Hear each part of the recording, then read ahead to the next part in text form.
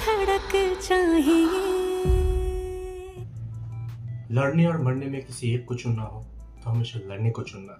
Hello বন্ধুরা, কথা হবে নতুন মুভি ধড়ক 2 এর ফার্স্ট গান চলে এসেছে, যেই গানটা আমরা ব্যাকগ্রাউন্ডে কিন্তু শুনতে পাচ্ছি না, ট্রেলারটা এসেছিল। আমার ট্রেলারটায় এই গানটার জায়গাগুলো দারুণ লেগেছিল।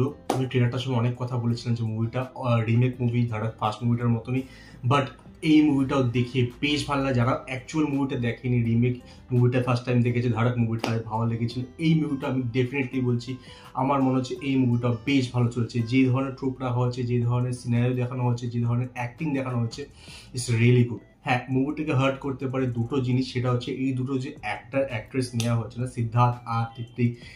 সিদ্ধার্থ আফটার যদি গলি বয় এই মুভিটা করতো আর তৃপ্তি যদি আফটার অ্যানিমেল এই মুভিটা করতো, ওদের ক্যারিয়ারের জন্য অনেকটা বেশি বেনিফিশিয়ারি হতে পারতো।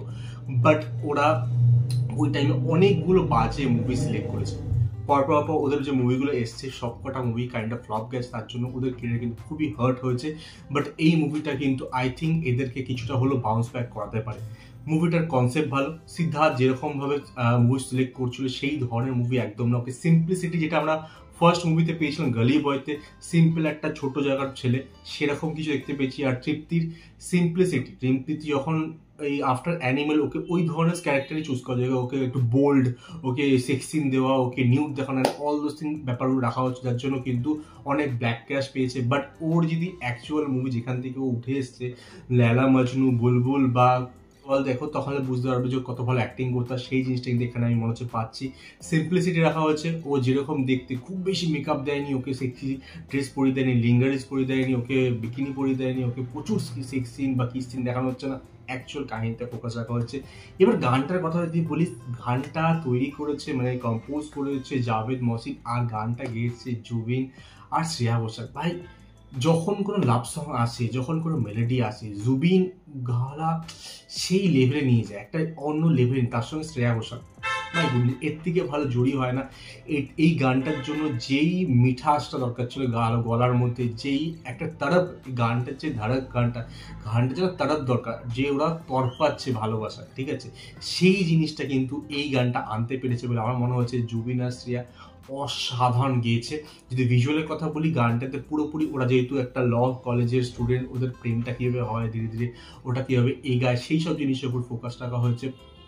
অ্যাক্টিং যেটা ট্রেলারও দেখেছিলাম, এখানেও ভালো লাগলো যে ফার্স্ট টাইম যখন মেয়েটা এরকম পড়ে যাচ্ছিল, ওকে ধরার কথা ছিল, ওকে ধরতে পারেনি, ঠিক আছে, সেই জিনিস দেখেছি। আরেকটা সিন এরকম দেখতে পেলাম, অ্যাকচুয়ালি যদি তুমি রিয়েল লাইফে দেখো, ঠিক আছে, এই যে এরকমভাবে হাত ধরে মেয়েদের ঘোরানো, অল দোজ থিং, সেই জিনিসগুলো কিন্তু অতটা ইজি নয়, ঠিক আছে। যদি কেউ ছেলেটা প্রিপেয়ার না থাকে, ওদের প্র্যাকটিস না থাকে, হঠাৎ করে করাটা কিন্তু ডিফিকাল্ট। সেটাকে অ্যাকচুয়ালি রিয়েলিস্টিক রাখা হয়েছে, সেটা দেখে ভালো লাগলো। প্রপার এখানে ওদের প্রেমটা কীভাবে হচ্ছে, ওরা ঘুরতে যাচ্ছে, রাগল দোলন চলছে, মেলায় যাচ্ছে, বাইকে করে, স্কুটি করে ঘুরছে, এভরিথিং যেগুলো একটা প্রেমের শুরুতে মিঠাসটা থাকে, সেই জিনিসটা এই গানটা ডিপিক্ট করছে। এবং এই গানটা কিন্তু স্টার্টিংয়ে যেরকম ভালোবাসা ডিপিক্ট করছে না, এই গানটার মিউজিকটা পরের দিকে যখন ওদের স্ট্রাগলটা স্টার্ট হবে, সেটাকেও ডিপিক্ট করবে বলে আমার মনে হচ্ছে। গানটার মধ্যে সেই ব্যাপারটা রয়েছে যে ভালোবাসা যে এগিয়ে যাচ্ছে, এই জিনিসটা রয়েছে, ভালোবাসা যে ব্যথা পাওয়া, সেই তারাকটা রয়েছে। তো আমার গানটা দারুণ লাগলো। যে না শুনে তো হাইলি রেকমেন্ড করবো, গিয়ে গানটা তুমি শুনে নিও, গানটা দারুণ লাগলো আমার। গান 3-4 বার শুনে ফেললাম বেরানোর পরেই। তো তোমরা যদি গানটা শুনতে কেমন লেগেছে ডেফিনেটলি কমেন্টে জানাতে পারো। আমার সঙ্গে দেখা হবে নেক্সট গুড বাই।